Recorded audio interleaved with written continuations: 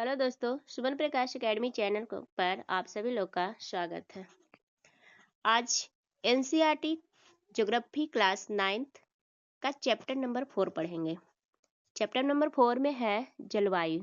आज हम लोग जल बारे में जानेंगे क्या है जलवायु। चले, ऐसे भी हम लोग एनसीईआरटी बुक जो है उसको हम लोग रिवीजन के तौर पे देख रहे हैं, तो आज हम जानेंगे जलवायु के बारे में क्या है। पिछले 2 अध्यायों में आप हमारे देश के स्थलाकृतियों एवं अफवाह के बारे में पढ़ चुके हैं। किसी क्षेत्र के प्राकृतिक पर्यावरण को समझने के लिए आवश्यक 3 मूल तत्वों में से 2 तत्व ये ही हैं। इस अध्याय में आप तीसरे तत्व अर्थात हमारे देश की वायुमंडलीय अवस्था के बारे में पढ़ेंगे। हम दिसंबर में ऊनी वस्त्र क्यों पहनते हैं? ऐसा सोचते होंगे कि हम क्यों पहनते हैं, अथवा मई में के महीना में गर्म एवं असुविधाजनक क्यों होता है, या जून एवं जुलाई में वर्षा क्यों होती है। इन सभी प्रश्नों के उत्तर आप भारत की जलवायु का अध्ययन करके जान सकते हैं कि ये सब आखिर क्यों होता है, ऐसा क्यों होता है। एक विशाल क्षेत्र में लंबे समय अवधि यानी 30 वर्ष से अधिक मौसम की अवस्थाओं तथा विविधताओं का कुल योग ही क्या है? जलवायु है। मौसम एक विशेष समय में एक क्षेत्र के वायुमंडल की अवस्था को बताता है। मौसम तथा जलवायु के तत्व जैसे तापमान, वायुमंडलीय दाब, पवन, आर्द्रता तथा वर्षण एक ही होते हैं। आपने अवश्य ध्यान दिया होगा कि मौसम की अवस्था प्रायः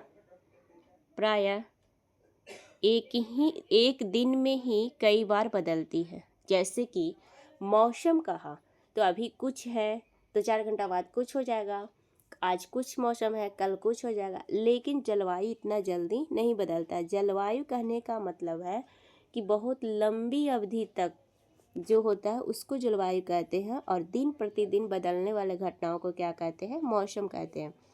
लेकिन फिर भी कुछ सप्ताह महीने तक वायुमंडलीय अवस्था लगभग एक समान ही बनी रहती है। जैसे दिन गर्म या ठंडे, हवादार या शांत, आसमान बादलों से घिरा या साफ तथा आर्द्र या शुष्क हो सकते हैं। महीनों के औसत वायुमंडलीय अवस्था के आधार पर वर्ष को ग्रीष्म, शीत या वर्षा ऋतुओं में विभाजित किया गया है। जैसे देखा जाए कि विश्व को अनेक जलवायु प्रदेशों में बांटा गया है। क्या आप जानते हैं कि भारत की जलवायु कैसी है तथा ऐसा क्यों है?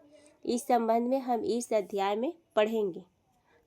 इस अध्याय में पढ़ने के लिए है, जैसे देखेंगे कि मानसून शब्द की उत्पत्ति अरबी शब्द मौसम से हुई है, जिसका शाब्दिक अर्थ है क्या? मौसम। मानसून का अर्थ है एक वर्ष के दौरान वायु की दिशा में ऋतु के अनुसार परिवर्तन है। जैसे भारत की जलवायु को मानसूनी जलवायु कहा जाता है। भारत की जलवायु कैसी है? मानसूनी जलवायु। ये क्वेश्चन पूछता है। एशिया में इस प्रकार की जलवायु मुख्यतः दक्षिण तथा दक्षिण पूर्व में पाई जाती है। सामान्य प्रतिरूप में लगभग एकरूपता होते हुए भी देश की जलवायु अवस्था में स्पष्ट प्रादेशिक भिन्नताएं हैं। आइए हम 2 महत्वपूर्ण तत्व तापमान एवं वर्षण को लेकर देखें कि एक स्थान से दूसरे स्थान पर तथा एक मौसम से दूसरे मौसम में इनमें किस प्रकार की भिन्नता है। जैसे गर्मियों में राजस्थान के मरुस्थल में कुछ स्थानों का तापमान लगभग 50 डिग्री सेल्सियस तक पहुंच जाता है, जबकि जम्मू कश्मीर के पहलगांव में तापमान लगभग 20 डिग्री सेल्सियस तक रहता है। सर्दी की रात में जम्मू कश्मीर में द्रास का तापमान अगर -45 डिग्री सेल्सियस तक हो सकता है, जबकि तिरुवनंतपुरम में यह 22 डिग्री सेल्सियस हो जा सकता है। इस तरह के बता रहा है। जैसे कुछ क्षेत्रों में रात एवं दिन के तापमान में बहुत अधिक अंतर होता है। जैसे थार के मरुस्थल में दिन का तापमान अगर 50 डिग्री सेल्सियस हो सकता है, जबकि उसी समय रात यह नीचे गिरकर 15 डिग्री सेल्सियस तक पहुंच सकता है। लेकिन दूसरी ओर केरल या अंडमान व निकोबार में दिन तथा रात का तापमान लगभग समान ही रहता है। अब वर्षण की ओर ध्यान दें। जैसे वर्षण के रूप तथा प्रकार में ही नहीं, बल्कि इसकी मात्रा तथा ऋतु के अनुसार वितरण में भी भिन्नता होती है। हिमालय में वर्षण अधिकतर हिम के रूप में होता है तथा देश के शेष भाग में यह वर्षा के रूप में होता है। जैसे कहा जाए कि वार्षिक वर्षण में भिन्नता मेघालय में 400 सेंटीमीटर से लेकर लद्दाख में एवं पश्चिम राजस्थान में यह 10 सेंटीमीटर से भी कम होती है। इस तरह का कह रहा है कि वर्षा जो है मेघालय में देखा जाए तो 400 सेंटीमीटर, लेकिन वही लद्दाख के पश्चिमी राजस्थान में देखा जाए तो मात्र 10 सेंटीमीटर तक होता है। देश के अधिकतर भागों में जून से सितंबर तक वर्षा होती है। कब होता है? जून से सितंबर तक। लेकिन कुछ क्षेत्रों जैसे तमिलनाडु पर देखा जाए कि तमिलनाडु तट पर अधिकतर वर्षा अक्टूबर एवं नवंबर में होता है। ये क्वेश्चन हमेशा पूछता है कि सर्दी के समय में कहाँ वर्षा होता है, तो ये तमिलनाडु में, या फिर वर्षा शरद ऋतु में कहाँ होता है, तो तमिलनाडु में। लौटती मानसून से वर्षा कहाँ होता है, तो तमिलनाडु में। इस तरह से क्वेश्चन पूछता है। समान रूप से तटीय क्षेत्रों के तापमान में अंतर कम होता है। देश के आंतरिक भागों में मौसमी एवं ऋतुनिष्ठ अंतर अधिक होता है। उत्तरी मैदान में वर्षा की मात्रा सामान्यतः पूर्व से पश्चिम की ओर घटती जाती है। ये भिन्नताएं लोगों के जीवन में विविधता लाती है, जो उनके भोजन, वस्त्र और घरों के प्रकार में दिखती है। इस प्रकार का है। ठीक है, तो दोस्त, अगर वीडियो अच्छा लगे तो लाइक करें, शेयर करें, सब्सक्राइब जरूर करें। ये रिवीजन के तौर पर है। हम इधर उधर के बातें नहीं बढ़ाना चाहते, वीडियो बड़ा नहीं करना चाहते हैं। हम चाहते हैं कि जो हूबहू एनसीईआरटी में है उसको रिवीजन करें, बार बार देखें, याद करें। क्वेश्चन यहीं से मिलता है। एक बार पढ़िएगा कुछ भी नहीं पता चलेगा, 2 बार 4 बार 5 बार जब तक नहीं पढ़िएगा तब तक नहीं समझ में आएगी क्वेश्चन कहाँ से छटता है। लेकिन हाँ, एनसीईआरटी हर एग्जाम के लिए इम्पॉर्टेंट है।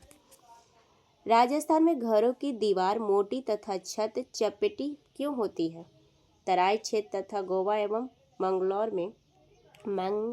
मैंगलोर में ढाल वाली छतें क्यों होती है? इस तरह से पूछ रहा है कि ऐसा क्यों होता है। जैसे असम में प्रायः कुछ घर बांस के खंभों पर क्यों बने होते हैं, इस तरह के क्यों होते हैं, ऐसा क्यों है। तो ये सब क्वेश्चन तो बता दिया कि ऐसा क्यों है। अब इसी के बारे में बताएगा कि आखिर ऐसा क्यों है, क्योंकि एनसीईआरटी किताब ऐसा ही है, क्वेश्चन भी करेगा, उसका आंसर भी देगा। जलवायुवीय नियंत्रण कहना है कि किसी भी क्षेत्र की जलवायु को नियंत्रित करने वाले 6 प्रमुख कारक हैं। अक्षांश, तुंगता यानी ऊंचाई, वायु दाब, एक पवन तंत्र, समुद्र से दूरी यानी महासागरीय धाराएं तथा उच्चावच लक्षण। जैसे पृथ्वी की गोलाई के कारण इसे प्राप्त सौर ऊर्जा की मात्रा अक्षांशों के अनुसार अलग अलग होती है। इसके परिणाम स्वरूप तापमान विषुवत से ध्रुवों की ओर समानता घटता जाता है। जब कोई व्यक्ति पृथ्वी की सतह से ऊंचाई की ओर जाता है तो वायुमंडल की सघनता कम हो जाती है तथा तापमान क्या होता है, घट जाता है। इसीलिए पहाड़ियाँ गर्मियों की मौसम में भी ठंडी होती है। किसी भी क्षेत्र का वायु दाब एवं पवन तंत्र उस स्थान के अक्षांश तथा ऊंचाई पर निर्भर करती है। इस प्रकार यह तापमान एवं वर्षा के वितरण को प्रभावित करता है और समुद्र का जलवायु पर समकारी प्रभाव पड़ता है। जैसे जैसे समुद्र से दूरी बढ़ती है यह प्रभाव क्या होता है, कम होता है। इस तरह से कम हो जाता है एवं लोग विषम मौसमी अवस्थाओं को महसूस करते हैं। इसे महाद्वीपीय अवस्था यानी गर्मी में बहुत अधिक गर्म एवं सर्दी में बहुत अधिक ठंडा, इस तरह का होता है। महासागरीय धाराएं जैसे समुद्र से तट की ओर चलने वाली हवाओं के साथ तटीय क्षेत्रों की जलवायु को प्रभावित करती है। जैसे देखा जाए कि उदाहरण के लिए कोई भी तटीय क्षेत्र जहां गर्म या ठंडी जलधाराएं बहती है और वायु की दिशा समुद्र से तट की ओर हो, तब वह तट गर्म या ठंडी हो जाएगा। जैसे देखा जाए कि विश्व के अधिकतर मरुस्थल उपोष्ण कटिबंधीय भागों में स्थित महाद्वीपों के पश्चिमी किनारों पर क्यों स्थित है। जैसे देखा जाए कि अंत में किसी स्थान की जलवायु को निर्धारित करने में उच्चावच की भी महत्वपूर्ण भूमिका होती है। जैसे ऊंचे पर्वत ठंडी अथवा गर्म वायु को अवरोधी करते हैं। यदि उनकी ऊंचाई इतनी हो कि वो वर्षा लाने वाली वायु के रास्ते को रोकने में सक्षम होते हैं तो ये उस क्षेत्र में वर्षा का कारण भी बन सकते हैं। जैसे पर्वतों के पवनाभिमुख ढाल अपेक्षाकृत सूखे रहते हैं। इस तरह से जैसे देखा जाए कि आगे अब क्या कहता है, इस तरह से बोला और उसके बाद बता रहा है कि भारत की जलवायु को प्रभावित करने वाले कारक, मतलब भारत के जो जलवायु है उसको कौन कौन सा कारक है जो प्रभावित करता है। तो सबसे पहला है अक्षांश। अक्षांश भी हमारे भारत की जलवायु को क्या करता है, प्रभावित करता है। जैसे देखा जाए कि कर्क वृत्त देश के मध्य भाग, पश्चिम में कच्छ के रण से लेकर पूर्व में मिजोरम से होकर गुजरती है। जैसे देश का लगभग आधा भाग कर्क वृत्त के दक्षिण में स्थित है जो उष्णकटिबंधीय क्षेत्र है। कर्क वृत्त के उत्तर में स्थित शेष भाग उपोष्णकटिबंधीय है। इसलिए भारत की जलवायु में उष्णकटिबंधीय जलवायु एवं उपोष्णकटिबंधीय जलवायु दोनों की विशेषताएं उपस्थित है। मतलब कि जैसे ही पूछेगा कि भारत की जलवायु कैसा है तो पहले तो बताएंगे कि उष्णकटिबंधीय, लेकिन उष्ण के साथ साथ उपोष्णकटिबंधीय जलवायु भी है। दूसरा है ऊंचाई। ऊंचाई भी हमारे भारत की जलवायु को प्रभावित करता है। जैसे भारत के उत्तर में हिमालय पर्वत है। हमारे भारत के उत्तर में क्या है, हिमालय पर्वत है। इसकी औसत ऊंचाई लगभग 6000 मीटर है। क्वेश्चन पूछता है कि हिमालय की औसत ऊंचाई कितना है, 6000 मीटर। भारत का तटीय क्षेत्र भी क्या है, विशाल है, जहां अधिकतम ऊंचाई लगभग 30 मीटर है। 30 मीटर। हिमालय मध्य एशिया से आने वाली ठंडी हवाओं का भारतीय उपमहाद्वीप में प्रवेश करने से क्या करता है, रोकता है। हमारे उपमहाद्वीप में प्रवेश करने से रोकता है। इन्हीं पर्वतों के कारण इस क्षेत्र में मध्य एशिया की तुलना में ठंड कम पड़ती है। अब बताओ वायु दाब एवं पवन। अब इसके बारे में जानेंगे कि वायु दाब एवं पवन क्या है। जैसे देखा जाए कि भारत में जलवायु तथा संबंधित मौसमी अवस्थाएं निम्नलिखित वायुमंडलीय अवस्थाओं से संचालित होती है। जैसे देखा जाए कि वायु दाब एवं धरातलीय पवनें, ऊपरी वायु परिसंचरण तथा पश्चिमी चक्रवाती विक्षोभ एवं उष्णकटिबंधीय चक्रवात।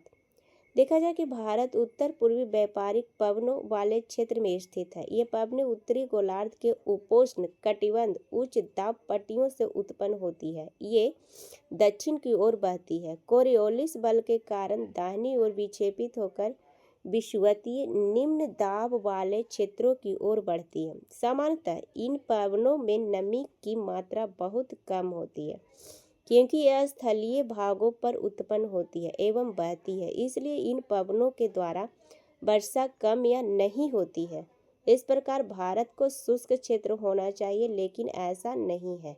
जैसे कि आइए ऐसा देखें क्यों। अब क्वेश्चन कहता है कि कोरियोलिस बल किसको कहते हैं। ये क्वेश्चन पूछता है कि कोरियोलिस बल क्या है। कोरियोलिस बल का मतलब है कि पृथ्वी के घूर्णन के कारण उत्पन्न आभासी बल को क्या कहते हैं, कोरियोलिस बल कहते हैं। इस बल के कारण पवनें उत्तरी गोलार्ध में दाहिनी ओर तथा दक्षिणी गोलार्ध में बाईं ओर विक्षेपित हो जाती है। इसे फेरल के नियम भी कहा जाता है। क्वेश्चन पूछता है, देखिए एनसीईआरटी में बॉक्स में जो दिया हुआ रहता है और जो क्वेश्चन बनता है, ये क्वेश्चन कहीं ना कहीं जरूर पूछता है। भारत की वायु दाब एवं पवन तंत्र अद्वितीय है। शीत ऋतु में हिमालय के उत्तर में उच्च दाब होता है। इस क्षेत्र की ठंडी शुष्क हवाएं दक्षिण में निम्न दाब वाले महासागरीय क्षेत्र के ऊपर बहती है। जैसे देखा जाए कि ग्रीष्म ऋतु में आंतरिक एशिया एवं उत्तर पूर्वी भारत के ऊपर निम्न दाब का क्षेत्र उत्पन्न होता है। इसके कारण गर्मी के दिनों में वायु की दिशा पूरी तरह से परिवर्तित हो जाती है। वायु दक्षिण में स्थित हिंद महासागर के उच्च दाब वाले क्षेत्र से दक्षिण पूर्व दिशा में बहते हुए विषुवत वृत्त को पार कर दाहिनी ओर मुड़ते हुए भारतीय उपमहाद्वीप पर स्थित निम्न दाब की ओर बहने लगती है। इन्हें दक्षिण पश्चिम मानसून पवनों के नाम से जाना जाता है। इसी को क्या कहते हैं, दक्षिण पश्चिम मानसून कहते हैं। जैसे ये पवनें कोस्ट महासागरों के ऊपर से बहती है, नमी ग्रहण करती है तथा भारत के मुख्य भूमि पर वर्षा करती है। भारत के मुख्य भूमि पर क्या होता है, वर्षा करती है। जैसे देखा जाए ऋतुएं क्या है। मानसून जलवायु की विशेषता एक विशिष्ट मौसमी प्रतिरूप होता है। एक ऋतु से दूसरे ऋतु में मौसम की अवस्थाओं में बहुत अधिक परिवर्तन होता है। विशेषकर देश के आंतरिक भागों में ये परिवर्तन अधिक मात्रा में परिलक्षित होते हैं। तटीय क्षेत्रों के तापमान में बहुत अधिक भिन्नता नहीं होती है, यद्यपि यहाँ वर्षा के प्रारूपों में भिन्नताएं होती है। आप अपने क्षेत्र में कितने प्रकार की ऋतुओं का अनुभव करते हैं? भारत में मुख्यतः 4 ऋतुओं को पहचाना जा सकता है, जैसे यह शीत ऋतु, ग्रीष्म ऋतु, कुछ क्षेत्रीय विविधताओं के साथ मानसून के आगमन तथा वापसी का काल है। जैसे देखा जाए कि शीत ऋतु क्या है। उत्तरी भारत में शीत ऋतु मध्य नवंबर से आरंभ होकर फरवरी तक रहती है। भारत के उत्तरी भाग में दिसंबर एवं जनवरी सबसे ठंडे महीने होते हैं। देखा जाए कि तापमान दक्षिण से उत्तर की ओर बढ़ने पर घटता जाता है और पूर्वी तट पर चेन्नई का औसत तापमान 24 डिग्री सेल्सियस से 25 डिग्री सेल्सियस के बीच होता है, जबकि उत्तरी मैदान में यह 10 डिग्री सेल्सियस से 15 डिग्री सेल्सियस के बीच होता है। दिन गर्म तथा रातें ठंडी होती है। उत्तर में तुषारपात सामान्य है तथा हिमालय के उत्तरी ढालों पर हिमपात होता है। इस तरह से देखिए, एक बार पढ़िएगा तो याद नहीं होगा, कुछ भी नहीं पता चलेगा कौन सा क्वेश्चन पूछेगा, कौन ना पूछेगा, कौन क्वेश्चन बढ़ रहा है, कौन नहीं बढ़ रहा है। लेकिन हाँ, हम केवल रिवीजन के तौर पर ये बुक का रिवीजन करवा रहे हैं। हम कुछ भी फालतू नहीं बोल रहे हैं कहीं से भी, हम वीडियो बड़ा नहीं कर रहे हैं। बस हम ये book by book, class by class, chapter by chapter करके हम रिवीजन के तौर पर हम एनसीईआरटी करवा रहे हैं। और एनसीईआरटी रिवीजन कीजिए, बार बार कीजिए, तभी पता चलेगा कि कौन सा क्वेश्चन कहाँ से पूछता है। और याद कीजिए, क्वेश्चन जरूर बनेगा। इस ऋतु में देश में उत्तर पूर्वी व्यापारिक पवनें प्रवाहित होती है। ये स्थल से समुद्र की ओर बहती है, स्थल से समुद्र की ओर बहती है तथा इसलिए देश के अधिकतर भाग में शुष्क मौसम होता है। इन पवनों के कारण कुछ मात्रा में वर्षा तमिलनाडु के तट पर होती है, क्योंकि यहाँ ये पवनें समुद्र से स्थल की ओर बहती है। देखा जाए, देश के उत्तरी भाग में कमजोर उच्च दाब का क्षेत्र बन जाता है। इसमें हल्की पवनें इस क्षेत्र में बहकर बाहर की ओर प्रवाहित होती है। उच्चावच से प्रभावित होकर ये पवन पश्चिम तथा उत्तर पश्चिम से गंगा घाटी में बहती है। सामान्यतः इस मौसम में आसमान साफ, तापमान तथा आर्द्रता कम एवं पवनें शिथिल तथा परिवर्तन होती है। अब है शीत ऋतु में उत्तरी मैदानों में पश्चिमी एवं उत्तर पश्चिम से चक्रवाती विक्षोभ का अंतर्वाह विशेष लक्षण है। यह कम दाब वाली प्रणाली भूमध्य सागर एवं पश्चिमी एशिया के ऊपर उत्पन्न होती है तथा पश्चिमी पवने के साथ भारत में प्रवेश करती है। इसके कारण शीतकाल में मैदानों में वर्षा होती है तथा पर्वतों पर हिमपात, जिसकी उस समय बहुत अधिक आवश्यकता होती है। यद्यपि शीतकाल में वर्षा, जिसे स्थानीय तौर पर महावट कहा जाता है, कि कुल मात्रा कम होती है, लेकिन ये रबी फसलों के लिए बहुत ही महत्वपूर्ण होती है। जैसे प्रायद्वीपीय भागों में शीत ऋतु स्पष्ट नहीं होती है। समुद्री पवनों के प्रभाव के कारण शीत ऋतु में भी यहाँ तापमान के प्रारूप में न के बराबर उत्पन्न होता है, न के बराबर परिवर्तन होता है। अब देखा जाए कि ग्रीष्म ऋतु क्या है। अब ग्रीष्म ऋतु के बारे में पढ़ना है कि ग्रीष्म ऋतु क्या है। सूर्य के उत्तर की ओर आभासी गति के कारण वायुमंडलीय ताप पट्टी उत्तर की तरफ खिसक जाती है। मार्च से मई तक भारत में ग्रीष्म ऋतु होती है। मतलब मार्च से मई तक भारत में क्या होता है? ग्रीष्म ऋतु होता है। ताप पट्टी के स्थानांतरण के प्रभाव का पता विभिन्न अक्षांशों पर मार्च से मई के दौरान रिकॉर्ड किए गए तापमान को देखकर लगाया जा सकता है। जैसे मार्च में दक्कन के पठार का उच्च तापमान 38 डिग्री सेल्सियस होता है। अप्रैल में मध्य प्रदेश एवं गुजरात का तापमान लगभग 42 डिग्री सेल्सियस होता है। मई में देश के उत्तर पश्चिम भागों का तापमान सामान्यतः 45 डिग्री सेल्सियस होता है। प्रायद्वीपीय भारत में समुद्री प्रभाव के कारण तापमान कम होता है। जैसे देखा जाए कि देश के उत्तरी भाग में ग्रीष्म काल में तापमान में वृद्धि होती है तथा वायु दाब में कमी आती है। इस तरह से देखा जाए कि मई के अंत में उत्तर पश्चिम में थार के रेगिस्तान से लेकर पूरब एवं दक्षिण पूर्व में पटना तथा छोटा नागपुर पठार तक एक एक एक कम दाब का लंबवत क्षेत्र उत्पन्न होता है। पवन का परिसंचरण इस गर्त के चारों ओर प्रारंभ होता है। जैसे लू लू ग्रीष्म काल का एक प्रभावी लक्षण है। ये धूल भरी गर्म एवं शुष्क पवनें होती है जो कि दिन के समय भारत के उत्तर एवं उत्तर पश्चिमी क्षेत्रों में चलती है। बस क्वेश्चन यही पूछता है कि भारत के उत्तर तथा उत्तर पश्चिमी क्षेत्रों में चलने वाली ग्रीष्मकालीन धूल भरी आंधी को क्या कहते हैं, तो लू कहते हैं। हो गया, क्वेश्चन बन गया। ऐसे ऐसे क्वेश्चन पूछता है।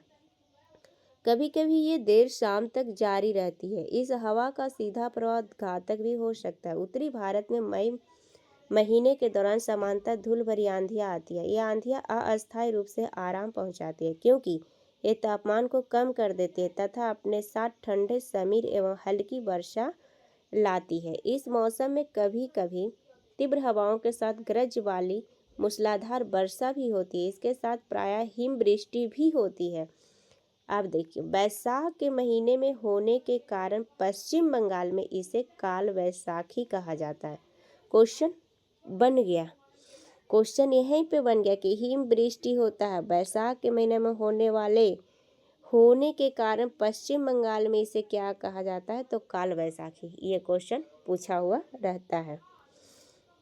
आगे है, ग्रीष्म काल के अंत में कर्नाटक एवं केरल में प्रायः पूर्वी मानसून वर्षा होती है। इसके कारण आम जल्दी पक जाते हैं, अतः इसे आम्र वर्षा भी कहा जाता है। क्वेश्चन ही पूछता है कि आम्र वर्षा कहाँ कहते हैं, तो कर्नाटक और केरल में। क्वेश्चन यहाँ बना। तो यहाँ जब पता चलता है क्वेश्चन, जब एनसीईआरटी को बार बार पढ़ते हैं और सेट प्रैक्टिस करते हैं तब समझ में आता है कि कौन सा क्वेश्चन कहाँ पे पूछता है। इसीलिए हम बोलते हैं कि एनसीईआरटी रिवीजन करें। सॉरी दोस्त, मुझे तबीयत ठीक नहीं है, फिर भी मैं आप लोग के चलते वीडियो प्रतिदिन लाने का कोशिश करती हूँ। सॉरी। वर्षा ऋतु या मानसून का आगमन।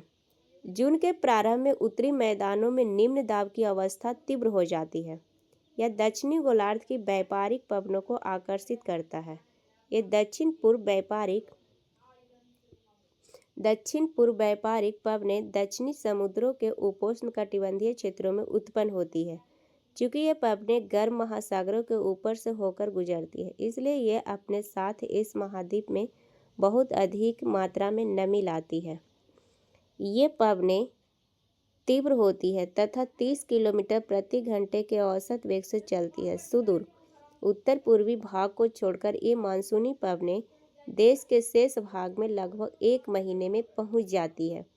जैसे देखा जाए कि दक्षिण पश्चिम मानसून का भारत में अंतर्वाह यहाँ के मौसम को पूरी तरह परिवर्तित कर देता है। मौसम के प्रारंभ में पश्चिमी घाट के पवनाभिमुखी भागों में भारी वर्षा यानी लगभग 250 सेंटीमीटर से अधिक होती है। दक्कन का पठार एवं मध्य प्रदेश के कुछ भाग में भी वर्षा होती है। यद्यपि ये क्षेत्र वृष्टि छाया क्षेत्र में आते हैं।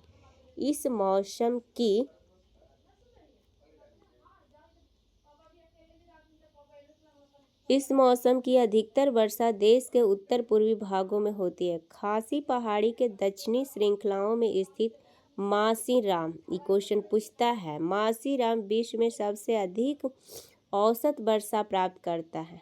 गंगा की घाटी में पूर्व से पश्चिम की ओर वर्षा की मात्रा घटती जाती है। राजस्थान में गुजरात के कुछ भागों में बहुत कम वर्षा होती है। देखिए, क्वेश्चन यहाँ बन गया कि कहाँ सबसे ज़्यादा यानी विश्व में सबसे अधिक वर्षा कहाँ होता है, तो मासीराम में। क्वेश्चन ऐसे नहीं पता चलता कि कहाँ से कौन सा क्वेश्चन पूछता है। जब तक हम लाइन बाय लाइन एनसीईआरटी हम बुक पढ़ेंगे नहीं, सारा सब्जेक्ट का नहीं पढ़ेंगे, सारा क्लास का नहीं पढ़ेंगे, तब तक नहीं पता चलेगा कि कौन सा क्वेश्चन कहाँ पे है। इसीलिए हम कुछ भी विशेष समझाने का कोशिश नहीं कर रहे हैं, बस हम रिवीजन के तौर पर ये वीडियो ला रहे हैं कि आप लोग chapter by chapter NCERT book को रिवीजन कर जाएं। बार बार रिवीजन करें दोस्त, हम आप लोग को बार बार कह रहे हैं कि बार बार रिवीजन करें। जरूर क्वेश्चन बनेगा, क्वेश्चन जरूर बनेगा, याद रहेगा तब। चले आगे है, मानसून से संबंधित एक अन्य परिघटना है वर्षा में विराम। इस प्रकार इसमें आर्द्र एवं शुष्क दोनों तरह के अंतराल होते हैं। दूसरे शब्दों में मानसून वर्षा एक समय में कुछ दिनों तक ही होती है। जैसे इनमें वर्षा रहित अंतराल भी होते हैं। मानसून में आने वाले ये विराम मानसून गर्त की गति से संबंधित होते हैं। विभिन्न कारणों से गर्त एवं इसका अक्ष उत्तर या दक्षिण की ओर खिसकता रहता है, जिसके कारण वर्षा का स्थानिक वितरण सुनिश्चित होता है। जब मानसून के गर्त का अक्ष मैदान के ऊपर होता है तब इन भागों में वर्षा अच्छी होती है। दूसरी ओर जब अक्ष हिमालय के समीप चला जाता है तब मैदानों में लंबे समय तक शुष्क अवस्था रहती है तथा हिमालय की नदियों के पर्वतीय जलग्रहण क्षेत्रों में विस्तृत वर्षा होती है। इस भारी वर्षा के कारण मैदानी क्षेत्रों में विनाशकारी बाढ़ें आती हैं एवं जान एवं माल की भारी क्षति होती है। उष्णकटिबंधीय निम्न दाब की तीव्रता एवं आवृत्ति भी मानसून वर्षा की मात्रा एवं समय को निर्धारित करती है। निम्न दाब का क्षेत्र बंगाल की खाड़ी के ऊपर बनता है तथा मुख्य स्थलीय भाग को पार कर जाता है। यह गर्त निम्न दाब के मानसून गर्त के अक्ष के अनुसार होता है।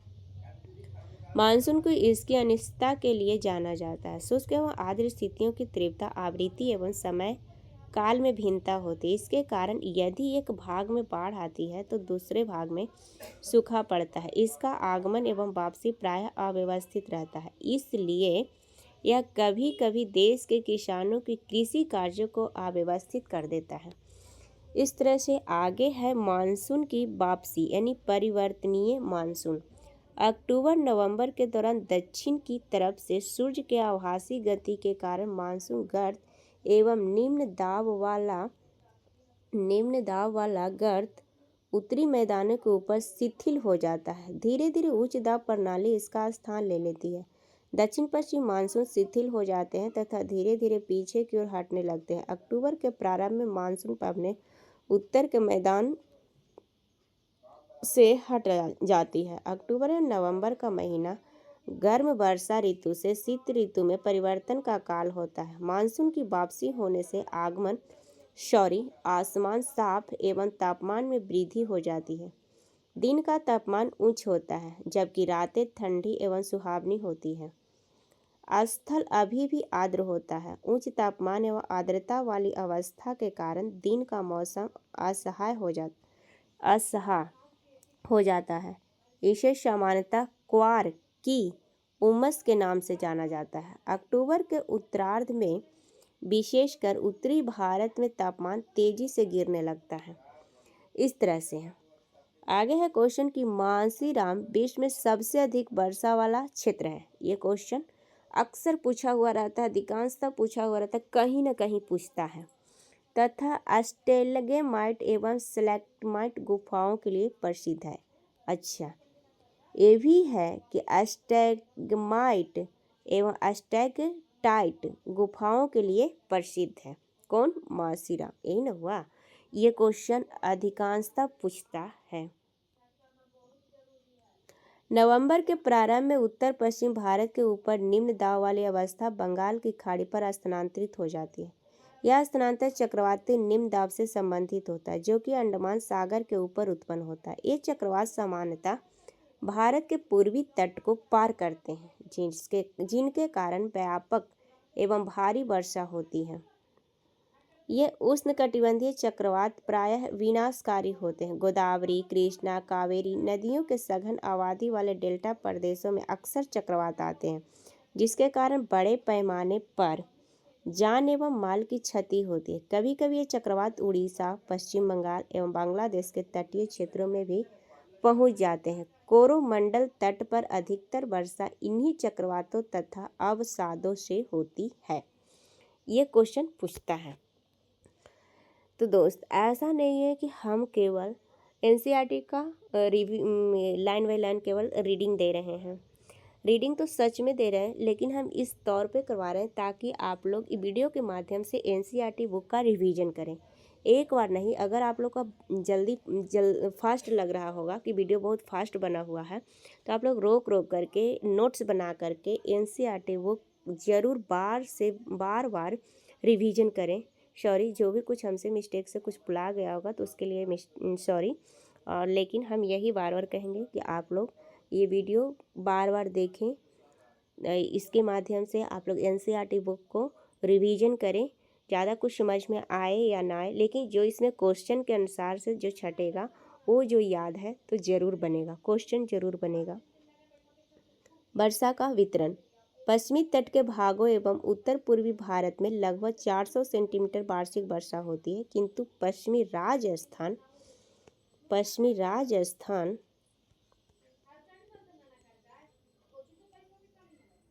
कहाँ गया? पश्चिमी राजस्थान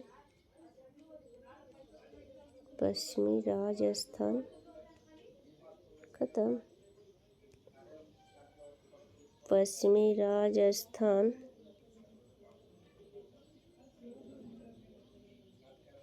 नहीं, यहाँ है। पश्चिमी राजस्थान एवं इससे सटे पंजाब, हरियाणा, गुजरात के भागों में 60 सेंटीमीटर से भी कम वर्षा होती है। इसके पठार के आंतरिक भागों एवं सह्याद्री के पूर्व में भी वर्षा की समान रूप से कम होती है। इन क्षेत्रों में वर्षा की मात्रा कम क्यों होती है? जम्मू कश्मीर के लेह में भी वर्षण की मात्रा काफ़ी कम होती है। देश के शेष हिस्से में वर्षा की मात्रा मध्यम रहती है। हिमपात हिमालयी क्षेत्रों तक ही सीमित होता है।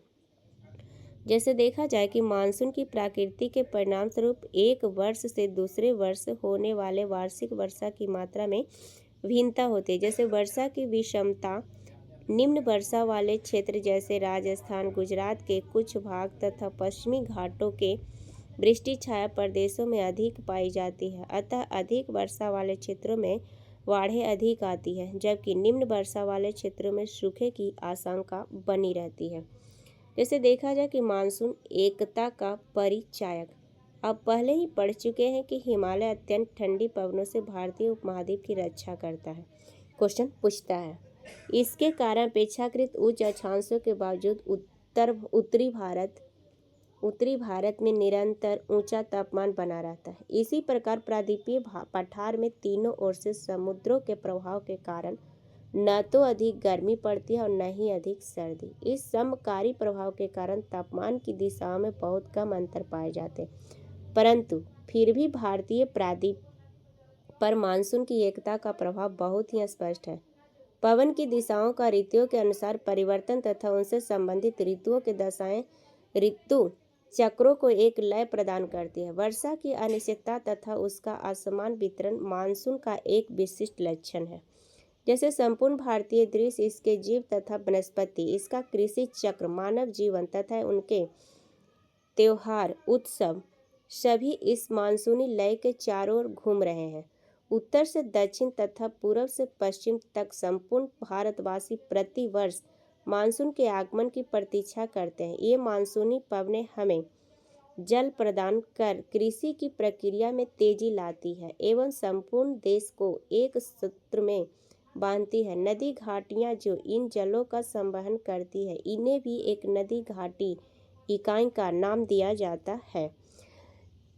दोस्त, अगर वीडियो अच्छा लगे तो लाइक करें, शेयर करें, सब्सक्राइब जरूर करें। सब्सक्राइब इसलिए करें ताकि आपका इस वीडियो का नोटिफिकेशन आपके पास जल्द से जल्द पहुंचे। और हाँ, आपके लिए अगर इतना मेहनत कर रहे हैं दोस्त, तो आप लोग सब्सक्राइब जरूर करें ताकि मुझे भी मोटिवेशन मिले और मैं ज़रूर वीडियो लाने का कोशिश करूं।